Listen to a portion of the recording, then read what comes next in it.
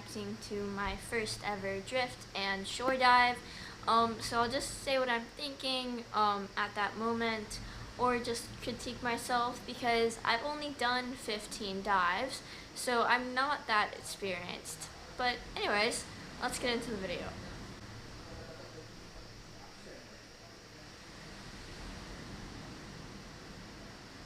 So I'm actually behind the camera there. Oops. So that's me. I've never actually seen myself with my hood on and everything.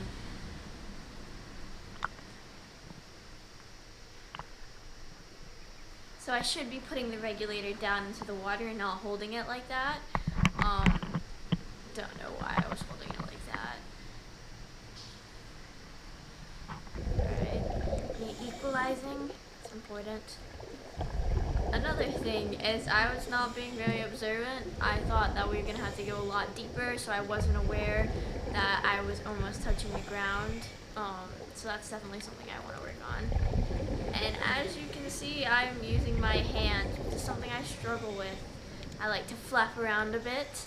So you'll see in the video, whenever my guide goes like this, or I notice when he's holding his hands, I'll be like, okay, you gotta do this. And then 5 minutes later, I'm just flapping all about.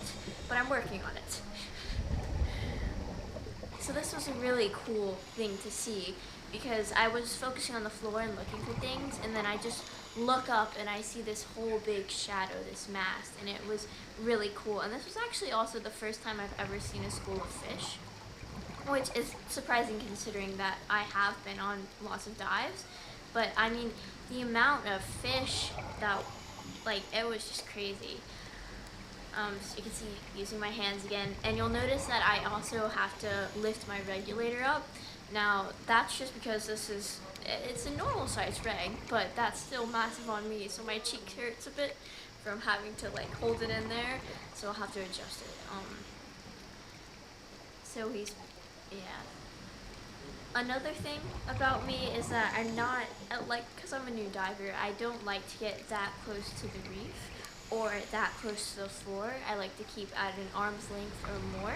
So doing this dive, because it was my first ever wreck, I was sort of uncomfortable because you're constantly having to go through these holes and you're almost hitting things, and it's stressful when you first do it, but it's also really exciting, and that's the great thing about diving, because once you get familiar with it, it's just amazing and fun, and you're just exploring this whole other universe down in the ocean. So right now I'm swimming along, and you can see I'm also trying to be really careful and not hit this guy with my fins, because I do that really frequently and I feel really bad. And you'll do like the little hand thing, you're like, I'm sorry, you can't understand me, but I'm sorry. Yeah. So we got lots of nice pretty fish there. It was a really cool dive. There was lots of fan coral, big fan corals too. It was really exciting. Got me equalizing there again. I had a bit of a squeeze in my ear there, so I was having to lift a bit and then try to equalize again. But yeah.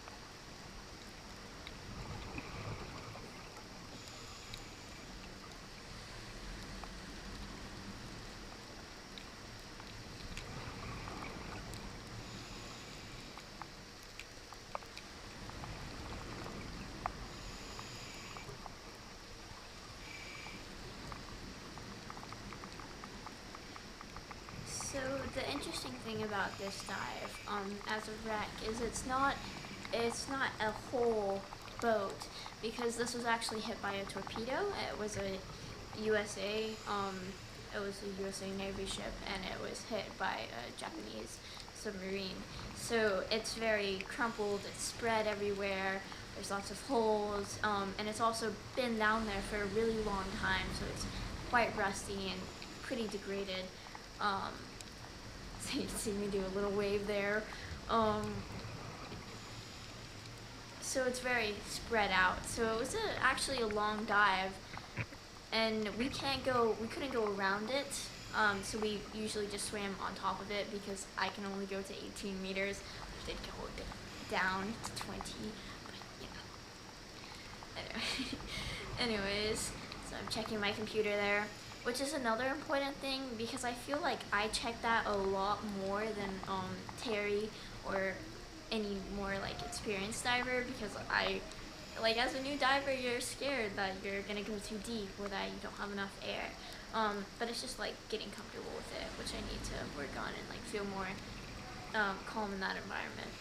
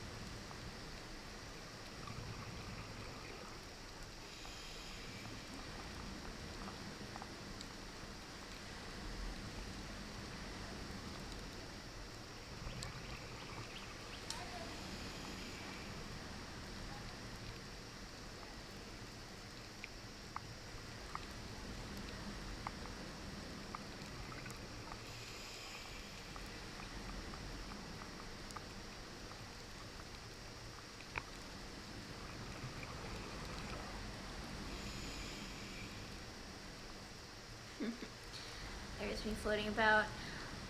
Our guide was showing us a nudie rink, which I actually have a bit of a fascination with because they're really cool and they're really pretty.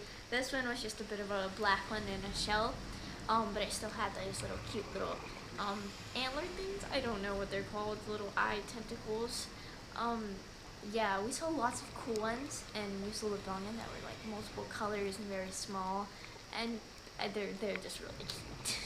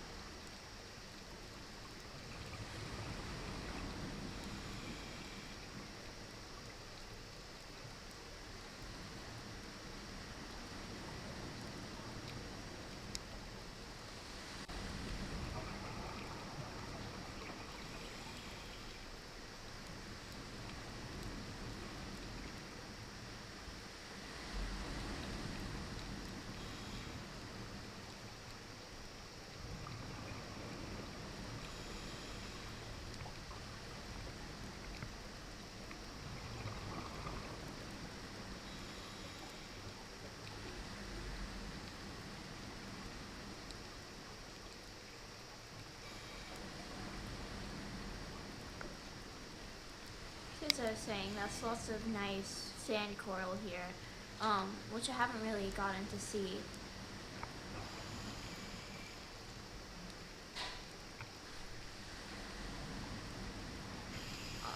That looks like an old ladder. Some piping.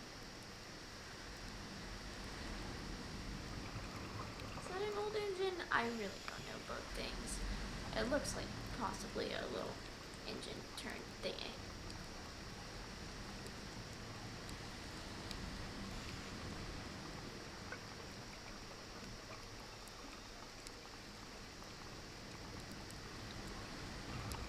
There I am.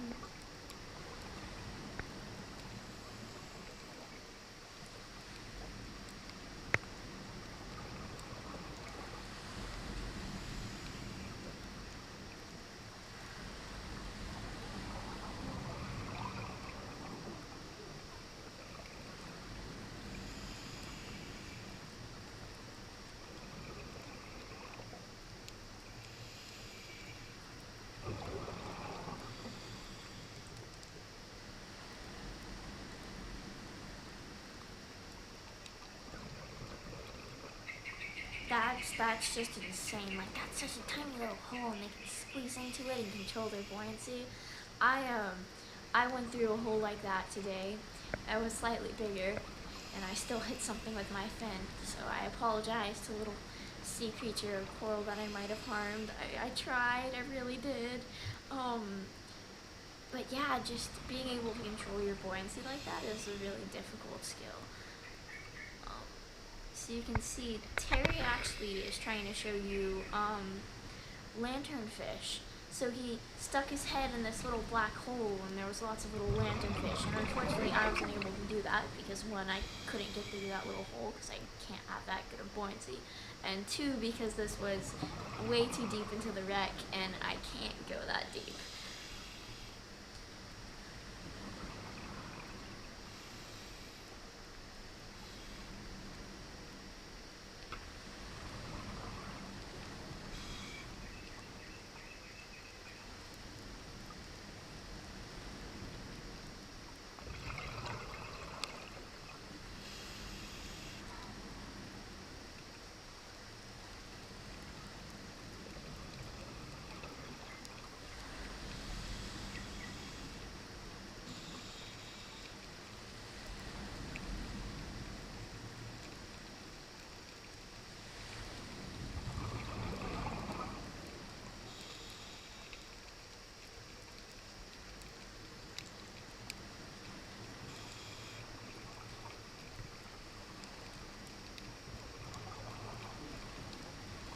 So look at that right there. You have some excellent fan coral. That's just massive.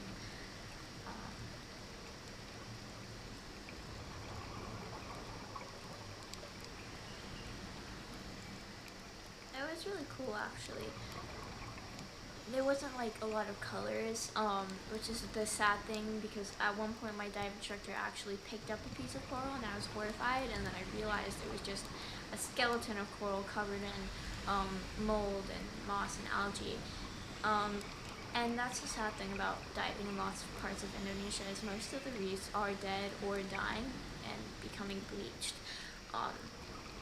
So it's kind of sad because a lot of the great spots for diving have sort of died out, so I'm just seeing these remains, but they're still excellent.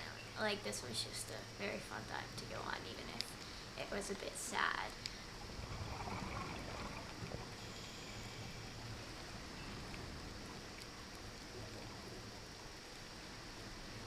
So I think that's me right there, because you can see my white fins, which are like, we got them white so that Terry could locate me and everything, so I would stand out when I get lost.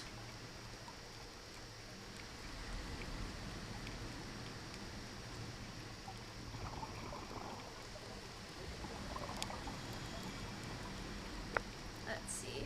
Okay, so this is the hole that I went through, which was very scary for me because it's the first time I've really gone through something like that. And all this time I was really worried about crashing into the pillars, even though I was like pretty far away from them, because you're still like, oh, I don't want to hit something. It's me doing a little wave to Terry. Yeah, it was fun. And this was also a great wreck to finally like try to have like your first dive on, because it was really open, because like I said, it got hit by a torpedo, so it was pretty collapsed and had been sitting there for a while, so we had all of this open space, so it didn't feel like you were trapped at all. So even if I don't have claustrophobia, but I think being trapped in a metal box underneath the ocean would kind of make me scared. So this was a really great dive to go on, because you could see open stuff and you could go through the holes and you would know that you could get out.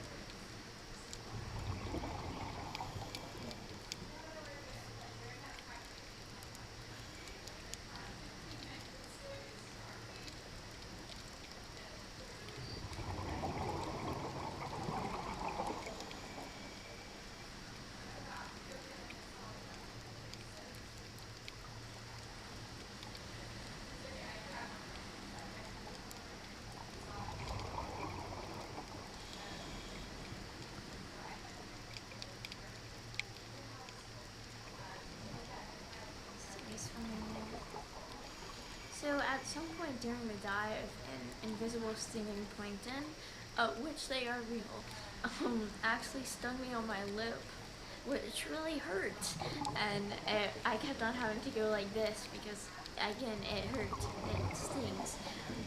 So that was kind of bothersome, but luckily it was at the end of the dive, so I didn't have to spend a lot of time in pain. And boom, steering wheel. This was really cool to see because it actually, like, part of my mind's like, oh god, this wasn't ship, but this really just certifies the, like, actual thing that this was once a ship and had people on it. And there's this steering wheel here that, like, is just really cool for me. Yeah.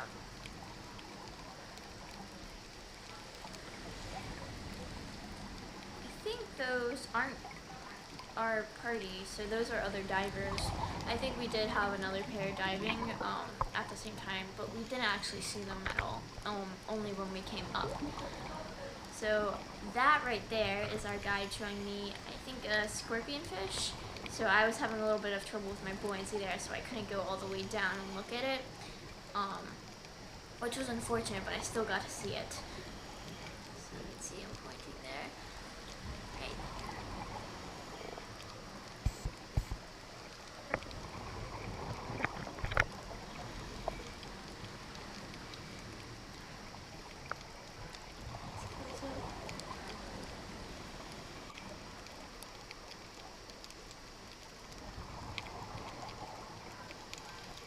Like, that's just really cool. Like, I wouldn't have noticed that. It takes a really, well, experienced and observant diver to notice stonefish and scorpion fish, because their whole thing is that they blend into the environment.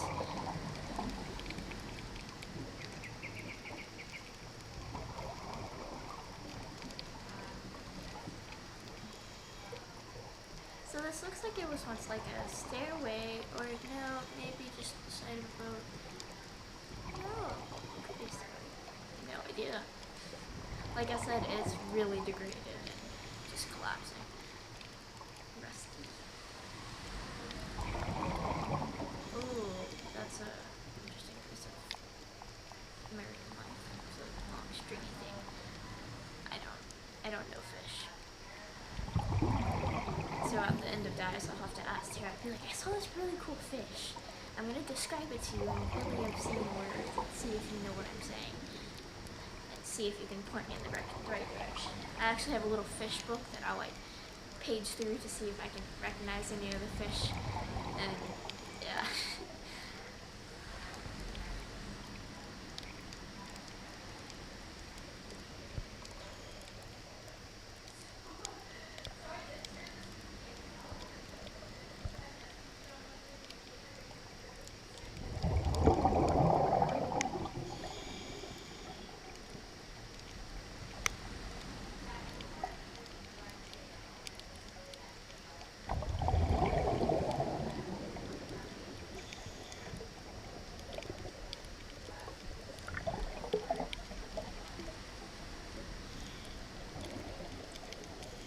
During this part of the dive, I was actually above them, or at some point in the dive I was above them because again they were like down below like 25 meters, and I could pop the bubbles, which was very entertaining. So you have like the little bubbles and you tap them and they go all crazy. It was very fun for that short period.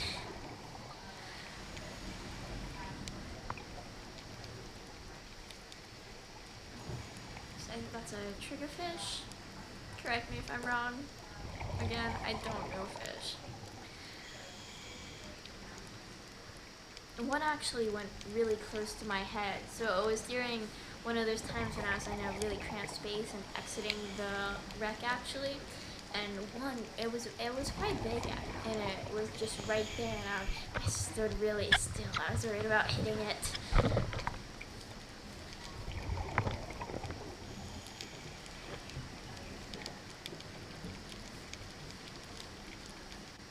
Okay, so that's the end of this video.